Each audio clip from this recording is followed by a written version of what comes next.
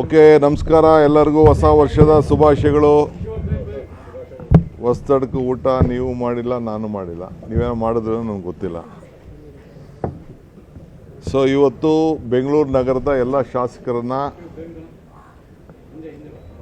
GBA ಶಾಸಕರನ್ನೆಲ್ಲ ಕೂಡ ಆಹ್ವಾನಿಸಿದ್ದೆ budget meeting ಮಾಡಲಿಕ್ಕೆ ಮತ್ತು ಕೆಲವು ಪ್ರಮುಖವಾದಂಥ ನಿರ್ಣಯಗಳನ್ನು ತೆಗೆದುಕೊಳ್ಳಲಿಕ್ಕೆ ಇವತ್ತು ಎಲ್ಲರನ್ನೂ ಕೂಡ ಆಹ್ವಾನಿಸಿದ್ದೆ. ಎಲ್ಲರೂ ಕೂಡ ಬಂದಿದ್ದರು. ಲಾಸ್ಟಲ್ಲಿ ಈಗ ಅಶೋಕ್ ಬಂದಿದ್ದರು. ಬಂದು ಅವರ ಅಭಿಪ್ರಾಯಗಳನ್ನೆಲ್ಲ ತಿಳಿಸಿದ್ದಾರೆ.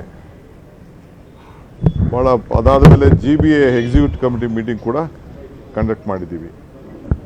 ಪೊಲೀಸ್ ಅಧಿಕಾರಿಗಳು, BESCOM, BWSSB, BMRCL, fire force, BDA ಅವರೆಲ್ಲ ಕೂಡ ಬಂದಿದ್ದಾರೆ. ಸೊ ಎಲ್ಲ ಮಂತ್ರಿಗಳು ಕೂಡ ಎಲ್ಲ ಬಂದಿದ್ದರು. ಸಂಸತ್ ಸದಸ್ಯರು ಬಂದಿದ್ದರು, ಶಾಸಕರು ಬಂದಿದ್ದರು. ಅವರೆಲ್ಲ ಬಂದು ಸುಮಾರು 10 ಗಂಟೆಯಿಂದ ಇಲ್ಲಿವರೆಗೂ ಮೀಟಿಂಗು ಊಟ ಮಾಡದೆ ಎಲ್ಲ ಮೀಟಿಂಗ್ ಮಾಡಿದ್ದೇವೆ. ಒಂದು ವಾರ್ಡ್ ವೈಸ್ ಗ್ರ್ಯಾಂಟು ಒತ್ತಡವನ್ನು ಮಾಡಿದ್ದಾರೆ. ಎಲ್ಲ 5 ಕಾರ್ಪೊರೇಷನ್ನು ಸಪ್ರೇಟಾಗಿ ಅವ್ರದ್ದೇ ಆದಂಥ ಬಜೆಟ್ಟು ತಯಾರನ್ನು ಮಾಡಿಕೊಂಡಿದ್ದಾರೆ.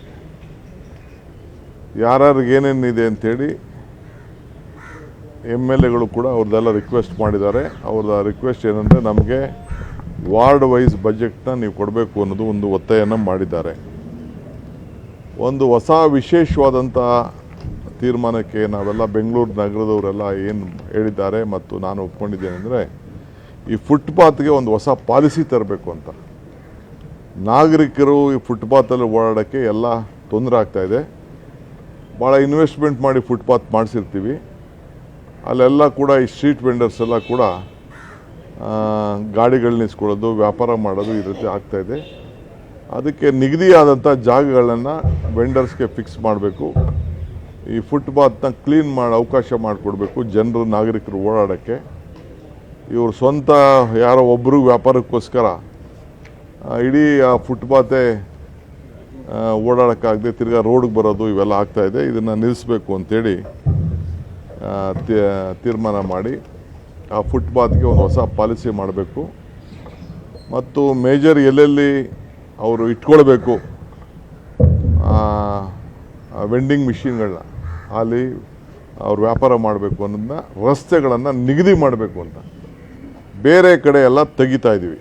ನಾವು ಅನೌನ್ಸ್ ಮಾಡ್ತೀವಿ, ಇಂಥ ರೋಡಲ್ಲಿ ಯಾರು ಫುಟ್ಪಾತ್ ಇಟ್ಕೊಳ್ಳೋಂಗಿಲ್ಲ ಅನ್ನೋದನ್ನು ತೀರ್ಮಾನ ಮಾಡ್ತೀವಿ. ಕೆಲವು ಸೈಡ್ ರೋಡಲ್ಲಿ ಇಟ್ಕೊಳ್ಳೋಕ್ಕೆ ಯಾರು ರಿಜಿಸ್ಟರ್ ಮಾಡ್ಕೊಂಡಿದ್ದಾರೆ ಅವ್ರಿಗೆ ಅವಕಾಶ ಕೊಡ್ತೀವಿ. ಅದು ಬಿಟ್ಟು ಮಿಕ್ಕಿದ್ದನ್ನೆಲ್ಲ ತೆಗೆಸಲಿಕ್ಕೆ ಎಲ್ಲ ಶಾಸಕರು ಒಗ್ಗಟ್ಟಿನಿಂದ ಅಭಿಪ್ರಾಯ ವ್ಯಕ್ತಪಡಿಸಿ ನನಗೆ ಇದನ್ನು ಜವಾಬ್ದಾರಿಯನ್ನು ಕೊಟ್ಟಿದ್ದಾರೆ.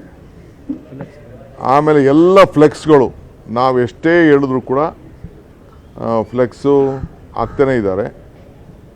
ಎಲ್ಲ ಪಾರ್ಟಿಯವರು ಆಗ್ತಾಯಿದ್ದಾರೆ, ನಮ್ಮ ಪಾರ್ಟಿಯವರು ಆಗ್ತಾಯಿದ್ದಾರೆ, ಎಲ್ಲರ ಶಿಷ್ಯಕೋಟಿಗಳು ಆಗ್ತಾರೆ.